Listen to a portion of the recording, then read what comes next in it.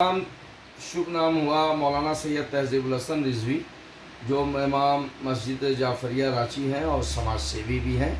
आपने बहुत अच्छा सवाल किया है कि करबला क्या है और करबला का उदाहरण क्या है और करबला की स्थापना कब की गई। तो देखिए, इराक़ की पवित्र धरती जो है, वहाँ पर एक मैदान था और उस मैदान में इमाम हुसैन और यज़ीद के बीच में जो है वो जंग हुई थी। और ये जो विवाद हुआ था हुसैन और यज़ीद में, यज़ीद दीन मोहम्मद को मिटाना चाहता था, धर्म इस्लाम को मिटाना चाहता था और दीन में अपनी नई बातों को लाना चाहता था, यानी अत्याचार को आम करना चाहता था। हुसैन जो नवासे रसूल थे, उन्होंने कहा कि हम ये दुनिया में अत्याचार होने किसी पर नहीं देंगे। इसी के मुकाबले में, यानी उसके पास 70,000 की सेना थी यज़ीद के पास। इमाम हुसैन के पास जो है सिर्फ 72 का लश्कर था, जिसमें 6 माह का बालक भी था, 18 बरस के बेटे भी थे और 32 बरस के भाई भी थे। वहाँ पे जंग हुई और 10 मुहर्रम सन 61 हिजरी को करबला में इमाम हुसैन ने 72 जानिसारों के साथ कुर्बानी पेश की और उस धरती पर इमाम हुसैन का खून बहा। उस ज़मीन का नाम करबला पड़ा। करबला में इस्लाम बचा, यज़ीद हारा, हक़ की जीत हुई, सत्य की जीत हुई और करबला सच्चाई का प्रतीक है। उसी के बाद से दुनिया के तमाम देशों में करबला बनना शुरू हुआ और लोगों ने मुहर्रम की याद मनाया। 10 दिन तक इमाम हुसैन की याद मनाते हैं। 7वीं, 8वीं, 9वीं और 10वीं को विशेषकर लोग करबला पे पहुंच करके इमाम हुसैन की खिदमत में श्रद्धांजलि अर्पित करते हैं। ये जो करबला चौक है, ये झारखंड की धरती का ऐतिहासिक चौक माना जाता है।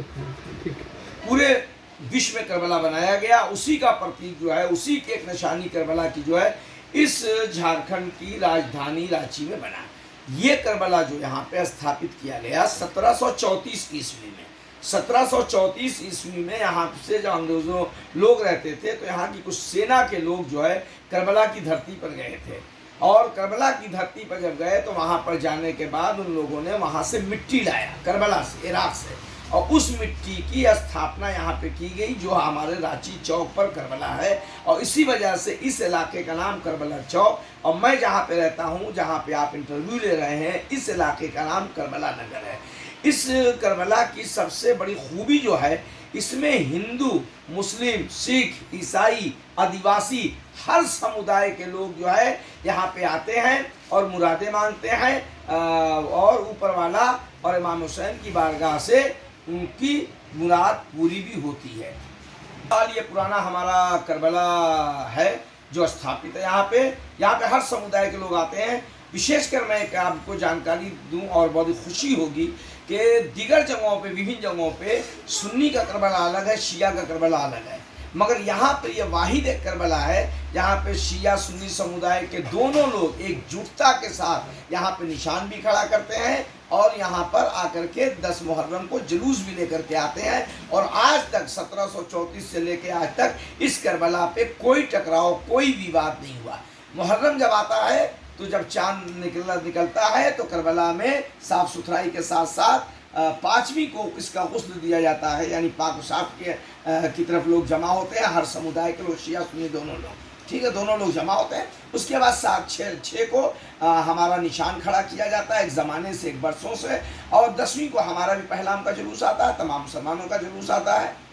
मौके पर बहरहाल ये करबला एक हमारा प्रतीक है और यहाँ बरसों से मुहर्रम मनाया जा रहा है। मुहर्रम में हज़ारों हज़ार की यहाँ पे भीड़ होती है और प्रशासन के लोगों की भी बड़ी कुर्बानी रहती है। मगर 2 सालों से, पिछले वर्ष और इस वर्ष जो है, कोरोना वबा की वजह से, कोरोना की वजह से, कोविड-19 की वजह से हर धर्म, हर समुदाय के त्यौहार पर और धार्मिक जुलूसों पर प्रतिबंध लगा हुआ है। इस वर्ष भी हम लोग कोरोना की गाइडलाइन का ख्याल करते हुए अपना यहाँ पर नज़र कर रहे हैं, फातिहा कर रहे हैं और लोग कोविड-19 का पालन भी कर रहे हैं। और इसी वजह से इस मरतबा हम रांची मुसलमानों ने ये फ़ैसला एकजुटता के साथ लिया है कि कोई भी जुलूस धार्मिक बड़ी भीड़ भाड़ के साथ नहीं निकाला जाएगा। बस 10 मुहर्रम को पहलाम ज़रूरी है तो हम लोग 10-11 के संख्या में आकर के इमाम हुसैन की खिदमत में श्रद्धांजलि अर्पित करेंगे और फूल दफन कर देंगे। हमारा 10वीं का बस यही कार्यक्रम है। देखिए 10 मुहर्रम हराम जो है ये इस्लाम की ऐतिहासिक दिन माना जाता है और इस दिन फर्जंद रसूल ने 72 जानिसारों की कुर्बानी करबला के मैदान में दी है और इस दिन जो है इस्लाम की फतह हुई है। और इमाम हुसैन ने सिर्फ मज़हब या धर्म करबला के मैदान में नहीं बचाया था बल्कि इंसानियत को बचाया था। जब इमाम हुसैन ने इंसानियत को बचाया है तो इस वक्त के हालात जिस दौर से हम गुजर रहे हैं इसमें अपने मज़हब की आस्था को भी हमें पूरा करना है और इंसानियत को भी बचाना है।